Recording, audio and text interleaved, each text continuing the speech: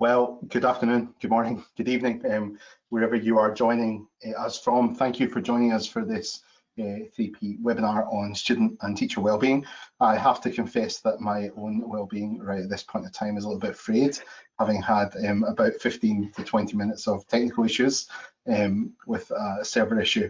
So I apologise for the late start of this webinar. I realise that you've all been sitting around for more than 7 minutes waiting for us to turn up. I do apologise for that sincerely. I realise that it's not the most helpful start, and it certainly has Beverley and I kind of a little bit flustered, I think. So we will start, and we will aim to calm down and move on from the technical issues that we've just had.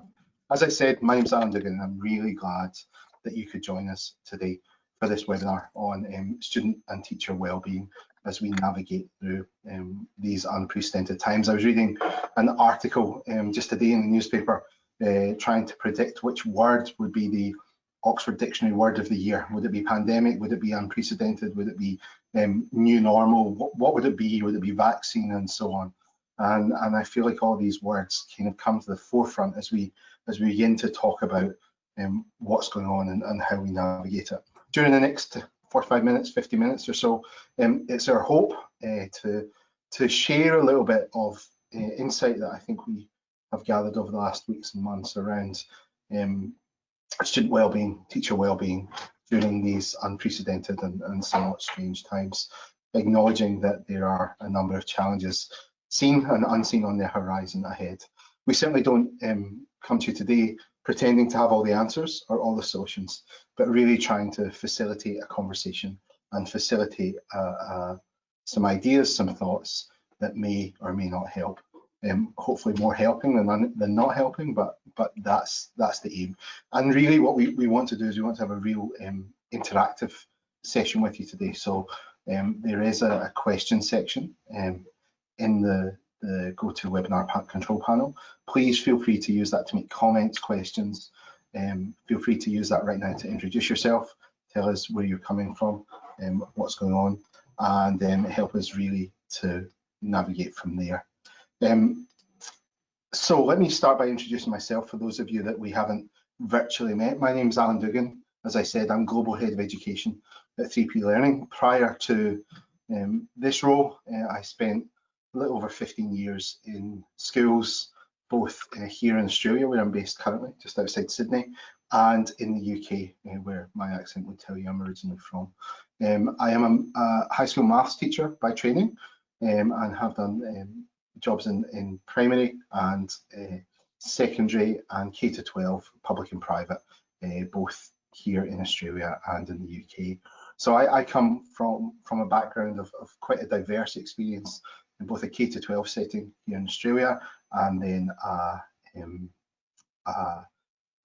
public system setting in the UK.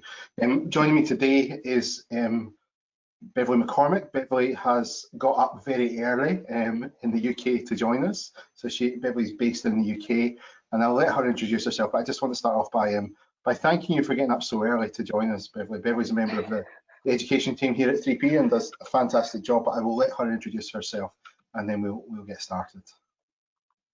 Thank you for that warm welcome, Allan, and good morning to all our attendees. We really appreciate that you've taken the time out of your busy day to join us, and I'd just like to reiterate what Allan has said. I hope that you find this session informative and useful, and in some ways should provoke some thought for you. My name, as Allan has said, is Beverley McCormick. I am based in not so sunny Northern Ireland. We're battling, I think it's Storm Ellen at the moment, so I'm hoping my internet holds out. It can be a little bit dodgy at times. So you could be on your own, Allan, for a while. I have been a teacher for 16 years in the classroom. I'm a primary school teacher, focused mostly on Key Stage 2, so the upper age groups in the primary school. I had various roles in the school where I taught, and before leaving just under a year ago to work for 3P, I was a primary 6 teacher in a senior leadership role and had strong focuses in literacy development and supporting STEM education in the school with coding and technology. I'm really excited to be with 3P at the moment and just love the opportunities that I get to reach out and engage with teachers on a global scale now. So that's me in a nutshell. Excellent. Well, thank you, Beverley. I'm looking forward to having a bit of a conversation with you over the next hour or so. So the title of this webinar is Student and Teacher Wellbeing, and the title is probably round the wrong way, because we're going to start off by talking a little bit about teacher wellbeing and why that's important to talk about before student wellbeing, and then we'll talk a little bit about student wellbeing as we go through it. If you're sitting there, I know that there's at least one school in South Australia that's actually doing this as their staff meeting just now, so welcome to you guys. I think there's at least a couple others doing it too. If you're on your own, or if you're with a group of people around you, I want you to take a second, either internally or externally, if there's someone sitting next to you, to reflect on your own well-being. If I was to ask you, and I'm not going to ask you, so don't worry, but if I was to ask you to put a number on your own personal well-being, one being this is unbearably impossible, I'm struggling with everything, even simple tasks that were manageable 12 months ago are a real struggle now. That's number one. Number 10 is I am exhilarated, excited, I know what I'm doing, my well-being is great, I've got purpose, drive, autonomy of what I'm doing, and that's all giving me a real energy. Where would you put yourself on that scale, on a 1 to 10 scale? And have a little bit of a think about that. Feel free to share your number in the chat if you want to. Don't feel like you have to, but have a little bit of a think about that, because I think that that's a really important starting point. And the reason that it's really important, we'll come to in a second, but I know from my own experience as a leader and a teacher in schools that often we put everything else at the cost of ourselves. We know that in teaching there is never an end to our to-do list. We know in teaching there is never an end to the needs of the young people in front of us, and we know that that often has an impact on how hard we work, the emotional toll that it takes on us, and the journey that we are on. And so I guess my first point is just really to get you to reflect on where you're at, and there's a purpose for that, and there's a reason that I want to get you to do that. But I suspect that your number, whether it be a high number or whether it be a low number, I suspect your number is lower than it would have been 12 months ago. I expect your number is not the number that it would have been in January of this year. In fact, I suspect that depending on what situation you find yourself in, if you find yourself in the UK, as I know some people are dialed in from, the UK about to return to school for the first time in 6 months, the physical place of school, and have students in your classroom next week, the week after for the first time, the uncertainty of that feeds into the nervousness and the anxiety that's in there. If you're in Australia, we're living right now in that nervousness of, if we're in Melbourne or Victoria, we're already in another distant remote learning and teaching phase. If we are in Auckland, the same is true. And if we're in other parts of Australia and New Zealand, we're living on the are we next? Will we go into that?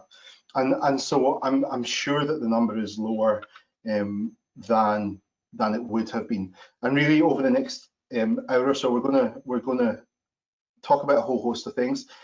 Some of it is from a really outstanding document that the British Psychological Society put out just in the last couple of weeks around the importance and some guidance to schools around how we emotionally regulate before we educate. And the title of it is Emotionally Regulate Before We Educate, focusing on psychological well-being in the approach to a new school day. And it's focused around the UK and the journey, but there's some really good hints and tips in that I'd recommend it to you, and some stuff we'll talk about comes from there. But the first part of that is that whole idea of, and Bev, I'd love to hear your thoughts on this, but if the adults that the students they look to are feeling high levels of stress, students can absorb the stress unintentionally. And so that whole idea of the reason that it's important that we start off by talking about your well-being, that your stress levels, managing yourself, is because if you are carrying more stress than normal, if you are carrying more burden than normal, then there's a chance that that your students will pick up on that. We know that with their own kids, we know that with their spouses or friends, and it's the same in our classrooms. And so it's really important, as much as we don't want to, it's really important, Bev, that we talk about our own well-being to start with. Yeah, I read that document as well and found it incredibly helpful for me, even though I'm not in the classroom now. And as I thought about emotions, you know, we talk about smiles being contagious and yawns being contagious. Maybe contagious isn't the right phrase to use at this period of time, but it is true. You know, how we feel impacts on those around us, and how others feel impacts on us. You know, and as humans, we are relational beings. We quite often imitate the actions of others. You know, how often have you been speaking to someone and they fold their arms, so you fold your arms? Or, you know, as females, we move our hair over our shoulder or away from our ear, and the other person we're speaking to does the same thing. And the students in our care, in our classroom, our own children at home, I have 2 children at home myself, they look to us, they imitate our actions, they imitate our emotions, and the stresses that we carry quite often show, and that can impact on those around us. And children are especially vulnerable to picking up on those stresses. And it's not to say you ignore how you feel, but I think the first step that we need to take in this is to acknowledge where we sit on that scale that you talk about, Alan. And for some people, it's not linear. Some people are very, very good at being hyper happy all the time, even though they have a burden that they're suppressing, that they're keeping out of view. But on reflecting on your own emotional well-being, your emotional wealth is quite a nice way to put it, that there's a very important starting point. When you think of how well you're feeling and how well you're coping with things, that will reflect in the classroom as well. So if you're agitated about things, that's, you know, that's going to impact on children and their learning and their responses to each other as well. So there are huge implications. And I'm not saying that as a warning, I'm saying that as it's time to stop, it's time to self-reflect. That's what we do as teachers. We reflect on our practice, so therefore we need to reflect on how we are feeling in this present moment in time. And we know from evidence around the world that staff absence, teacher absence is significantly higher during this time. Leadership absence is significantly higher, and so it's important that we stop and self-reflect and have a chance to reflect on it. And we know that stress is something that is a natural human response. And in fact, every single one, I was speaking to a psychologist friend of mine just earlier today, and we were just talking some of this through, and stress is a natural part of the body's response. And in fact, it's there in all of us, and some of us have and operate under a higher degree of stress than others, and some manage with stress more than others. But what we do know, what studies do know, is that when your stress levels, when the chemicals in the brain get to a point, a critical point of stress hormone, we stop being able to function as well as we might have been able to previously. And that builds frustration in us because we can't do things that we were able to do before. We can't motivate and operate the way that we could before. And that's the same whether we are in our 15th year of teaching or whether we are a kind of year 1 student, a 6-year-old kid coming back in. As soon as the stress levels get beyond that kind of operating level, then we know that we can't function well, and the body starts to shut down. We go into fight, flight, freeze, and start to kind of journey through that. So I think it's really important to acknowledge that as we talk through it. And someone's asked in the chat that British Psychological Society paper. I'll make sure that goes, a link to that goes in the chat to all. Feel free to pick it up, and we'll make sure that we send it out in an email as well afterwards this, and both of us will tweet a link to that on our Twitter feed, and I'll make sure our Twitter handles go up as well. So we'll make sure you get it some way or another. One of the things that this document says, and we won't necessarily talk about this document the whole way through, but one of the things it says is that schools are advised to prioritise the psychological well-being of both staff and pupils before consideration to academic work is given. And I think one of the things that we ought to be really, really cognizant of is that there is a real temptation as students come back, whether that's come back to face-to-face, that is come back to a new school year, whether that is continuing the current school year, if you're in a place in Australia and New Zealand where you've only really had 6 weeks away, where there's a real temptation to cram the academics in. We missed out on this, quick, let's do this, how do I do this?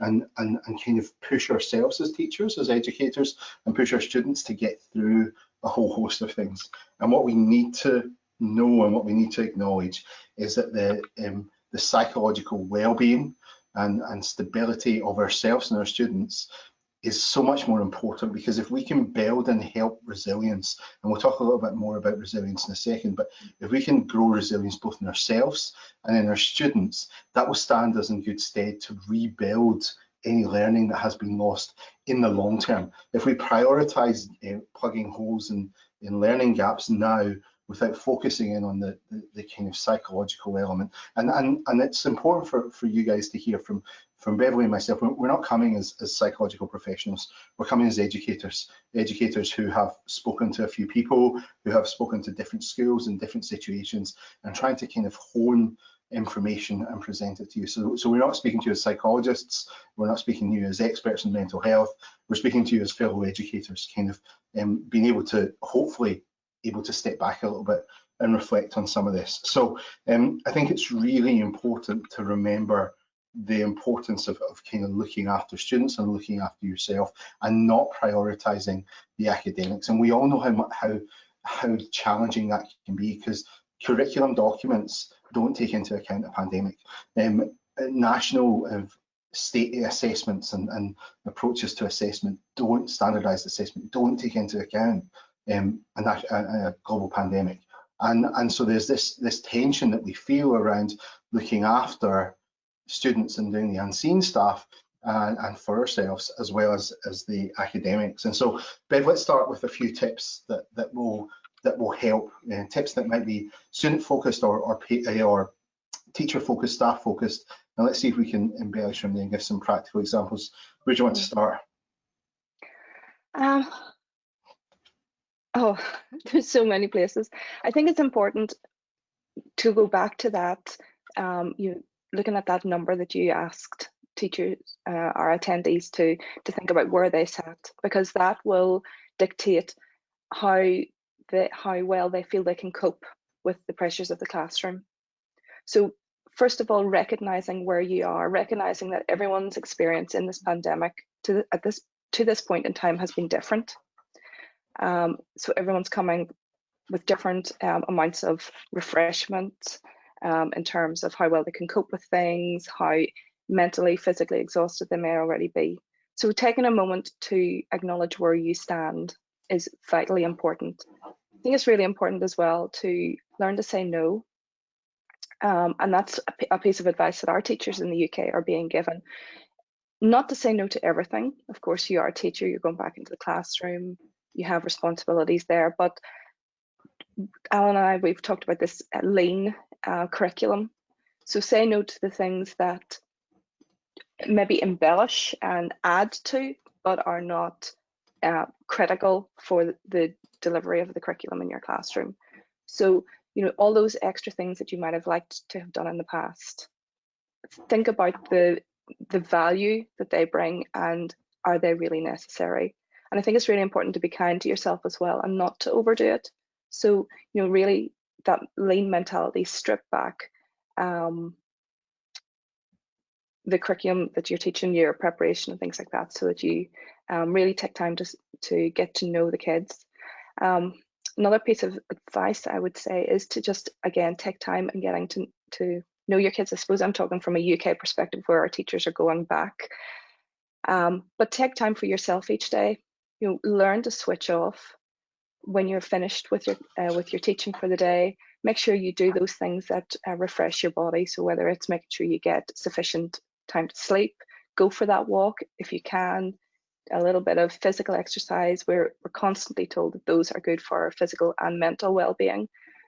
Find your hobby, whether that's listening to music or engaging in some art, or just whatever it is that helps you step away from the high stresses and the high stakes that you have as part of your ongoing day-to-day business.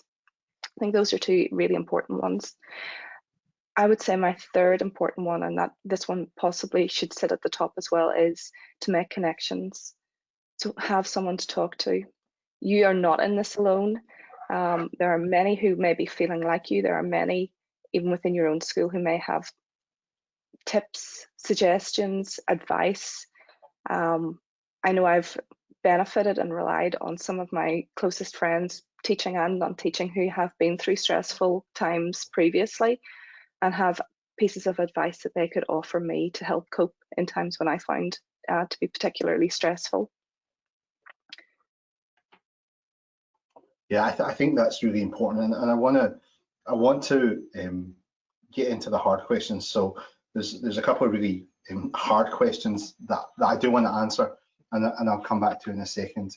And those questions are around that's all good and well, not focusing on the academics, but what happens when we need to be writing reports? What happens when we haven't seen our kids for more than a couple of weeks in the last 8 months? What happens when we're getting a push from above to put the academics front and centre? And I think there's two things I want to say on that. Whilst not answering those questions directly, and we will, I promise, come back to those questions, because those curly ones are tough, and I'll give Bev a chance to think about the answers while I talk, so that she can have the hard ones. But the first thing I would say is let's never forget the importance of relationships. Teaching or learning is a social endeavour, and if you've heard me speak before, you'll hear me say this every time I speak, or as many times as I can. Learning is a social endeavour, therefore teaching is a social endeavour. And we know that if relationships are strong, there's Hattie's research, there's a whole host of research that tells us that if relationships are strong, then educational outcomes for young people are also strong, and the opposite of that is true.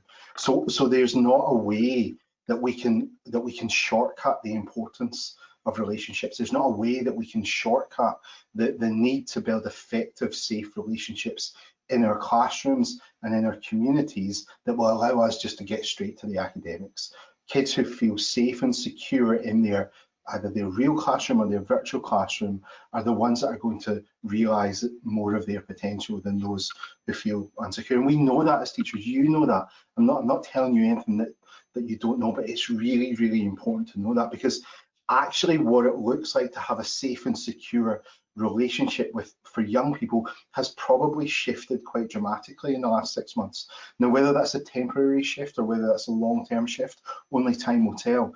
But we know that children are not feeling as safe. They are currently in the middle of a global pandemic where, for some of them, they're watching their parents at home go to work every day as an essential worker, or be in isolation because they've been an essential worker.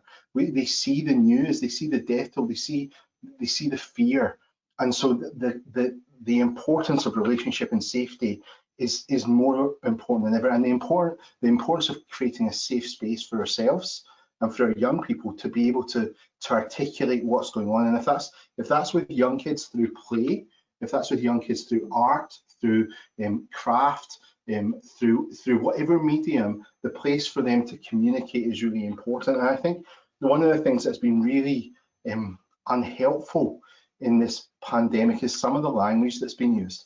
For some reason, we have coined the phrase social distancing, and there is nothing social about the distancing that we need to achieve. The only distancing that we need to achieve is physical. It needs to be a physical one, and in fact, it is not. There's nothing that we need to disconnect from socially. The argument is that we need more social connection now. And so that whole idea of how do we build in the requirements of the physical distance whilst still being able to build in social connection, social opportunity, and social interaction. And so we want physical disconnection, but social connection. And language is really important. Language is really, really important, and young people need to be given language skills to do it. And I did a webinar early this morning. We were talking about a slightly different thing with primarily people out of the US and Canada. But one of the questions came up around, should we talk about COVID or should we not in our classrooms? And the answer to that, I think, is absolutely yes. There should be no fear around us talking about it. There should be no fear around talking about what the new normal is. And there should be no fear of us as teachers saying, I actually don't know the answer to that. But creating a space where they can name their emotions, where you can name your emotions, where they can articulate why they feel that way and begin to understand it. That really helps. And it's about empathy, it's about understanding, it's about journeying through in a way that is really healthy. And to hear people's fears, the experts would tell us just to hear their fears doesn't mean that we have to solve them or have an answer to them. And so feel free to be, within the bounds of the age that you have.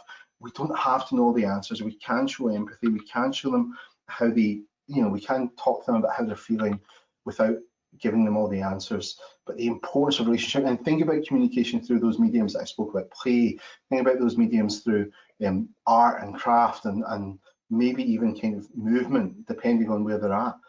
But there is space for us to talk about and to talk effectively about what's going on and not know all the answers. I don't know whether 12 months from now we'll have gone back to normal and this will just be a distant nightmare, or whether actually we'll have adapted and adjusted and so on. And we can't expect in a physical way when our kids are in our classrooms to change the working structure of our classrooms, hand sanitization, physical distancing, all those things, and not talk about them, because then they become, well, why? That builds fear. Not talking about something builds fear. So there is a space where we need to kind of talk about them.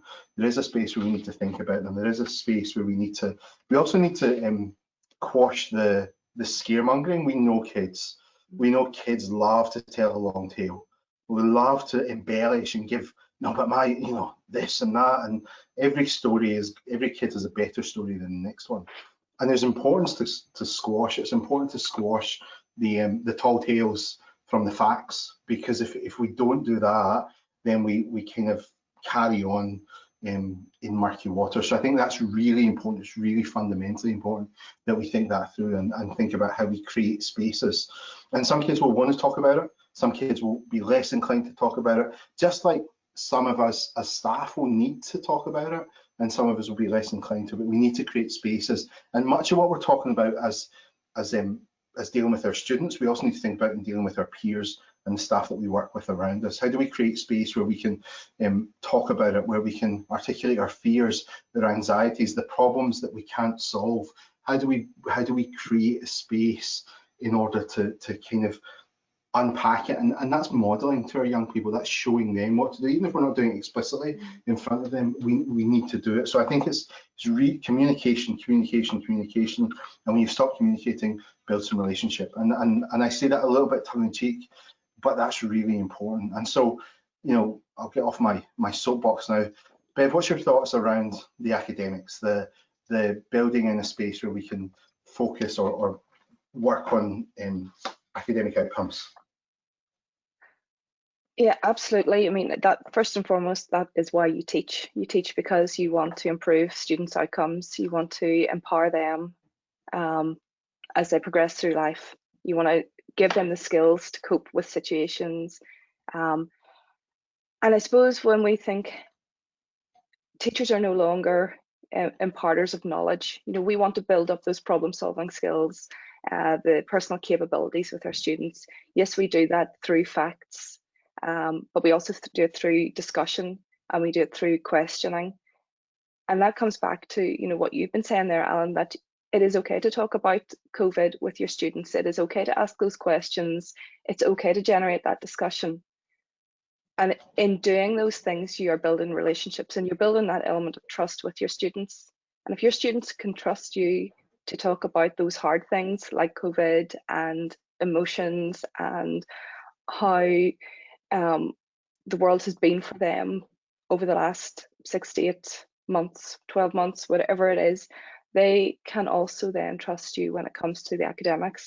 And yes, you will have pressures to fulfill the curriculum, to write reports, but it's all about feeling empowered to do those things and knowing that as a professional, you've done those for 5, 10, 15, 20, 25 years.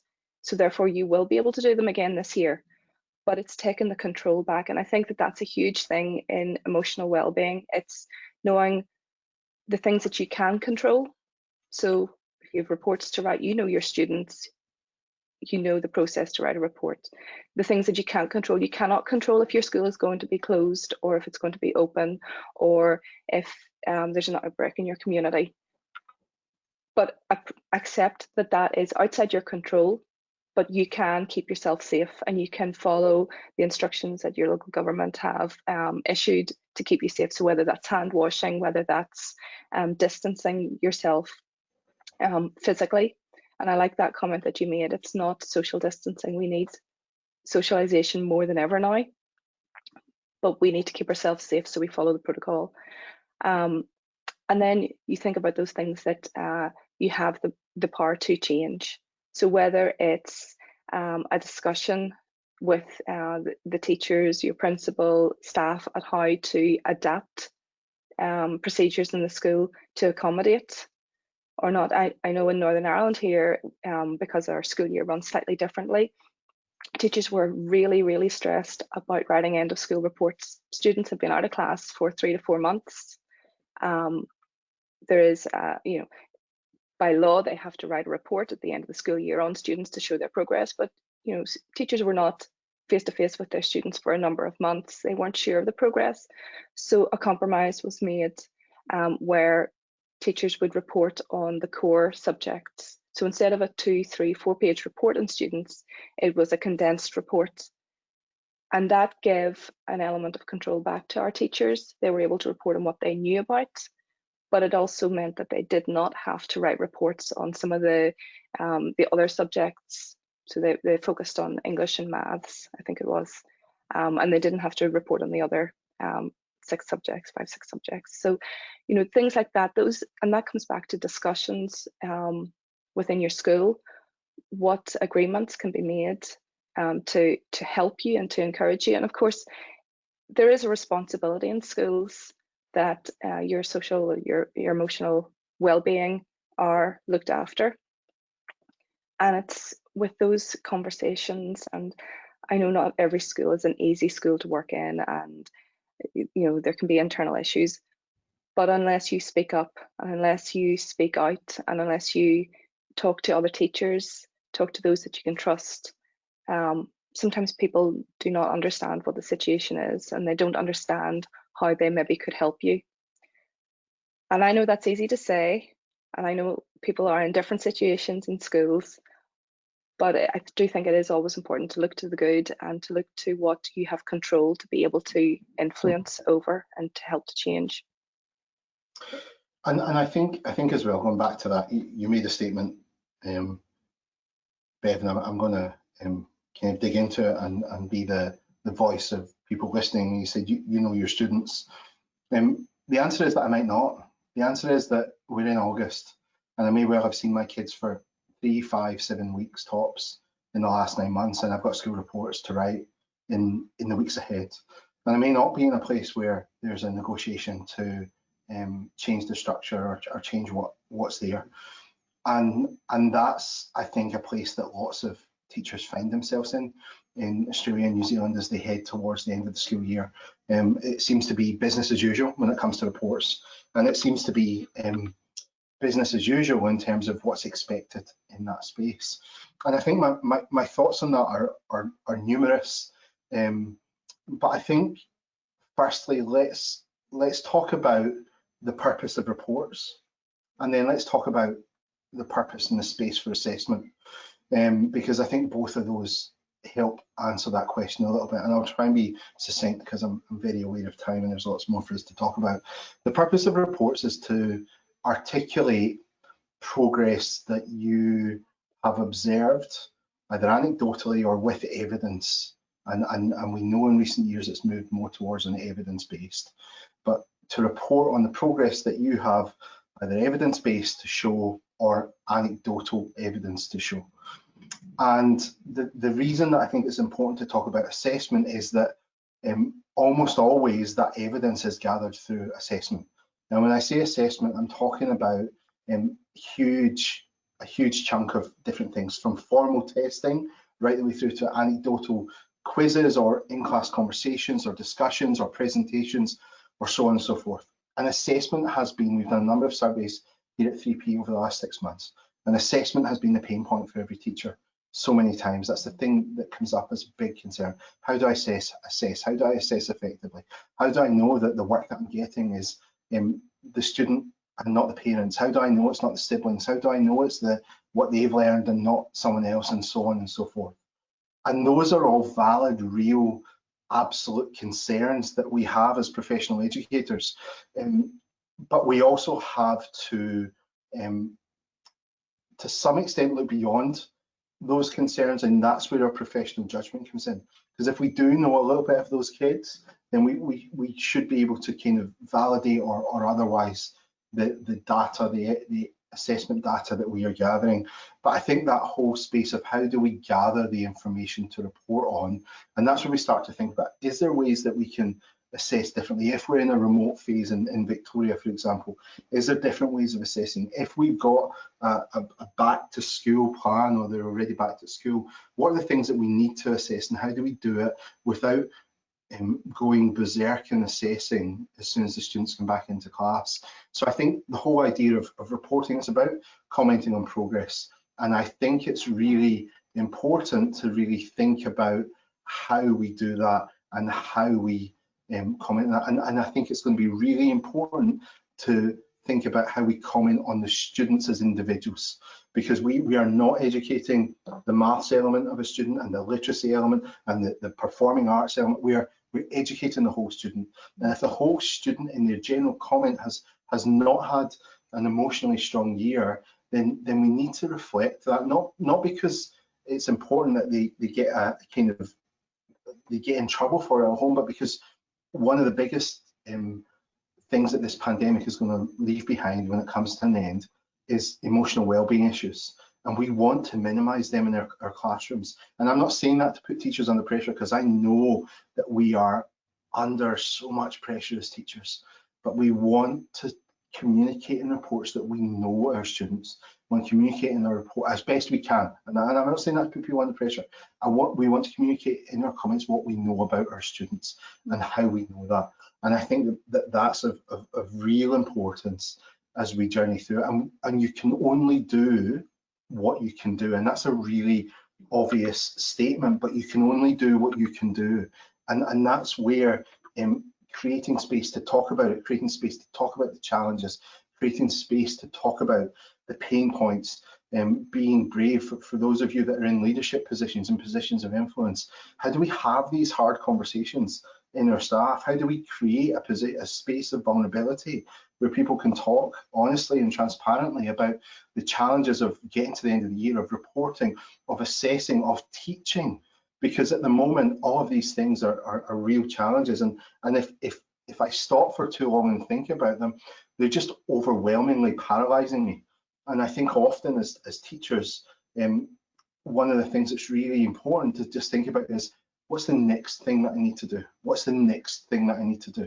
Because if I stop here as a teacher and I go, okay, it's August, I'm in Australia, I've got 4 weeks left of this term and then a nine-week term 4, and we all know how hectic term 4 is, right? I've got that left, right? I've got all this to do. I'm paralyzed by the stress and anxiety, fight, because there's so much to do. So what's the next thing I need to do? What's the next thing I need to do? And I think that, you know, how we approach a lean, refined approach to our teaching is really important.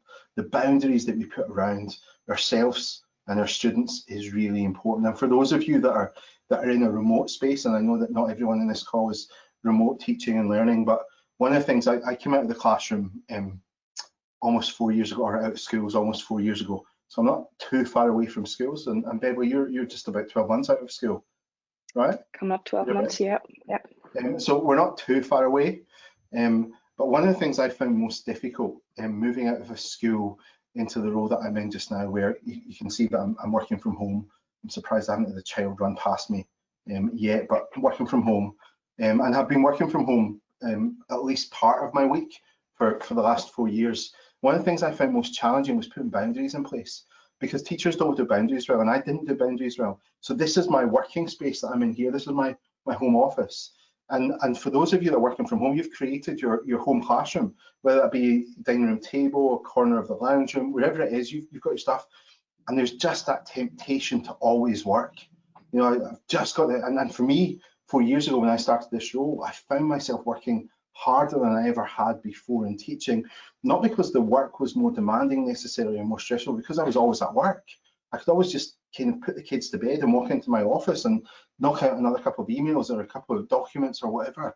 And so boundaries became really important, and I had to work really hard and intentional to put boundaries around what's going on. And things like, you know, if your main mode of contact is email, or you've got a learning management system and you've got the app on your phone, turn off those notifications, put that into your boundary. You know, after 5, I'm going to turn off those notifications. On the weekend, I'm not going to work. And Bev's laughing at me because she knows that I'm preaching something that I don't do, right? But that's I'm thinking I should just turn off the notifications to you, Diggs. but it's really important that we find out things that work us and create that space for us, because otherwise what we end up doing is creating an on-call culture. And an on-call culture adds to stress. An on-call culture adds to anxiety. And what we do is we build expectations of others. So if I get an email from my boss or from a parent at 10 o'clock at night, and within 12 minutes I've replied to it, then I've set that standard that says, oh, every time you email me, you'll get a reply within 12 minutes. And that reinforces it. Now, I'm not saying that's wrong. What I'm saying is that you need to build boundaries for yourself and understand what those good, strong, effective boundaries are for you. And everyone works differently. You know, for me, I don't like emails building up and building up. And because of the global nature of our business, I know that on a Saturday morning, because the US is still on a Friday, my emails will build up. So I will have one last check of emails on a Saturday lunchtime and go, right, I'm logged off the weekend, and that's me till Monday morning. But whatever works for you, but find some boundaries, put them in place and stick to them. And then that will really help what's going on. Bev, sorry, I'm sure you've got a few things to say as I ramble. No, just that idea of closing down the laptop lid is so important. And I know I have fallen to that so many times. You know, if the laptop's open, you think, oh, you know, a 5-minute online search turns into an hour and a half.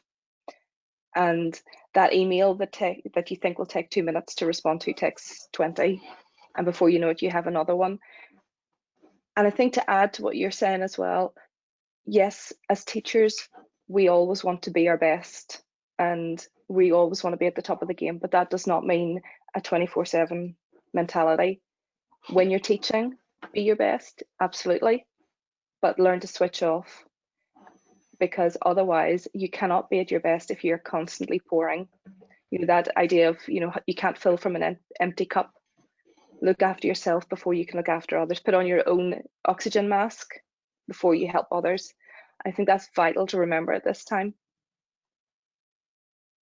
Yeah, I think it's really important, and I think it's also really important to say this, and the school leader in me twitches a little bit as I'm about to say this, but I hope you hear it in the spirit that it's intended. It's really important that we get a balance right between being cutting edge pedagogically and being sustainable in what we do. And I think in education we are incredibly guilty, and I call myself out for this as a leader in the school for a number of years. I was incredibly guilty of adding new ideas to my staff and saying, we're going to implement this, we're going to try this, we're going to do this, and I didn't take things away. And if I could go back and have my time over as a leader in a school, I love new ideas, I love innovation, I love trying new things and doing things, but I need to take things away because there are X number of hours, it's finite, and we want to focus on the learning and teaching. And so when I say, you know, let's get the balance between being pedagogically excellent and sustainable, because if you're pedagogically excellent for 2 weeks and can't sustain it, and you end up off sick, you're of no use to yourself or to the students that are in your care. And so, you know, that sustainability is really important. It creates safety, it creates a place where you can try new things. And often in this time when we're faced with remoteness, some of us are remote, think about resourcing, think about your rainy day packet. I used to talk to newly qualified teachers on their first day when they came to my school and say, you need to have something in your toolbox for when it all goes wrong, whether that be a virtual folder on your computer or whether that be a folder on your desk, that is something that you can go to and go, all right, we're going to do this, we're going to do this. And many of us as teachers will have a whole host of them in our heads right now. There's some things to rely on. There's some things to push back on. Think about, and that's all part of that lean teaching thing that we were talking about. How do you get smarter? How do you work smarter, not harder? And those cliches annoy me because it's like, I love the idea of working smarter, not harder, but tell me how to do it. And tell me how to do it by doing things like reusing resources that weren't necessarily perfect in the past, but were good enough. Use things that you can find online. Twitter is a great example of ways that teachers collaborate with each other. If you don't have a Twitter account, jump on Twitter and begin to connect. And I'll put our Twitter up at the end. You can connect with us and therefore connect with other educators through it. But and I think Beverley and I did a webinar yesterday or the day before, and one of the things that Beverley said, and I'm going to steal it, and it's great, is use Twitter as a resource, but make sure it doesn't have a negative impact on your mental health.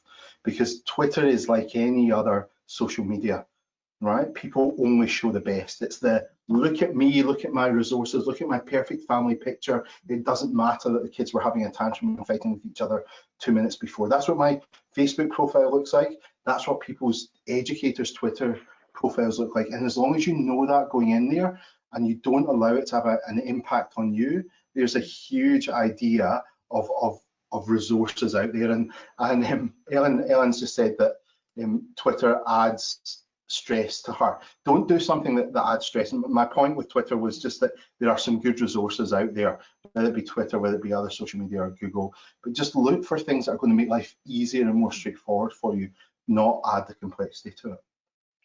Yeah, and I would add to that, don't look online social media for affirmation, because while it is a great resource, it can impact on your mental health and your emotional well-being. I've seen so many accounts recently of sharing good practice, and then possibly a newly qualified teacher or a teacher who's excited, trying to build up, going back into the classroom, shares photos of their notice boards or their classroom, and people have been so negative towards them online. And so I would add the caution, don't look to it for affirmation, because you will have someone who will just take you down. So it's great for a resource. It's great for picking up little bits of research, especially if you don't have a lot of time to sit down and read around. That report that Allan spoke about, it was sent to me through someone else who thought it would be good for me to read. So it was, Twitter worked very well for me in that aspect, that I didn't have to go and hunt for research. It was brought to me and it was good research. Yeah, I think that's a great point. And I think, as I'm critically aware that PD sessions like this have to finish on time. That's my frustration when they don't. So I do want to wrap up now and apologise again for us starting late. But one of the things and the place that I want to finish is, I want to finish by acknowledging and applauding the work that you are doing right now. And I'm speaking to you. I'm not speaking to someone else on the call. I'm not speaking to the person sitting to your left or to your right or to the other people here. I'm talking to you. The fact that you are here says that you want to do the job as well as you can. And you are your harshest critic. You are your biggest judge. You are the one that goes, I can do better, I can go harder. And I guess the message that we want to send your way with tonight is, whilst that may be true, sustain yourself, look after yourself. You are able to give the most to your students when you are in an emotionally healthy place just now. And we are in the middle of a global pandemic. It does add to our stress levels. It does have an impact on our emotional and social well-being. And so please hear sincerely that you are doing an outstanding job, that the communities around you are grateful the job you do, and don't focus in, to Bev's point, let's extend that, don't focus in too heavily on the negative feedback you get, because for every one piece of negative feedback, there's 10, 20, 30, 40 pieces of positive feedback. We live in a society and a culture that says we ought to give negative feedback, but positive feedback doesn't matter. And that's not true. And so as you navigate this time, be reminded that the society around you, the community around you is grateful for what you're doing, even when they don't see it. And I want to encourage you to keep on going in a way that is sustainable, in a way that looks after yourself, and keep on doing what you're doing. And the whole idea around these webinars, we've done these webinars since the pandemic broke out back in March. These webinars have not been about our products. They've not been about pushing our products at all. And I'm not about to give you the hard sell here. It's not my job. It's not what I'm employed to do, an educator. The reason that we've done these webinars is to help, to say we've observed this in this part of the world that might be useful for you, or we've seen this, and kind of bring it together. It's not to have answers, it's to build community and to build a way of connection. So if there's some webinars that you think that we should do, please reach out. My details are on the screen now, as is Beverley's email and Twitter. Get in touch with us. If there's some stuff that you wanted to hear in this webinar that you didn't hear, let us know, and we will do our best to facilitate another one with that. And please reach out if there's something that we can do to help, to support, another webinar, another set of resources, something, let us know. Because right now you guys are doing an outstanding job, and I just want to again finish with kind of congratulating and thanking you for that. Bev, did you want to have the final word before we finish? Yeah, I think it's just so important to celebrate your successes. Find those moments that you did a good job, and let that soak in. I was like, is it Usain Bolt who gives the fist bump to those around him before he runs or after he runs? And just that moment always brings a smile to someone's face. So give yourself that fist bump. I know that sounds a bit cliched, but it's so true. Take those positive moments and let them stabilize your mood. Let those soak in. Realize that in that moment you are doing a good job, and hold on to those, because we do appreciate what you do, and we thank you for your time today. We know you're busy. The communities around you, while they may not always give you the affirmation that they appreciate you, they do. Parents know how hard you work in school with their kids, and they do appreciate the time and the effort and the emotion that you put into educating their children. So I just want to thank you for joining us today. Thank you for your time. It's been great to be with you. Thank you, everyone. Take care and stay safe. Bye now.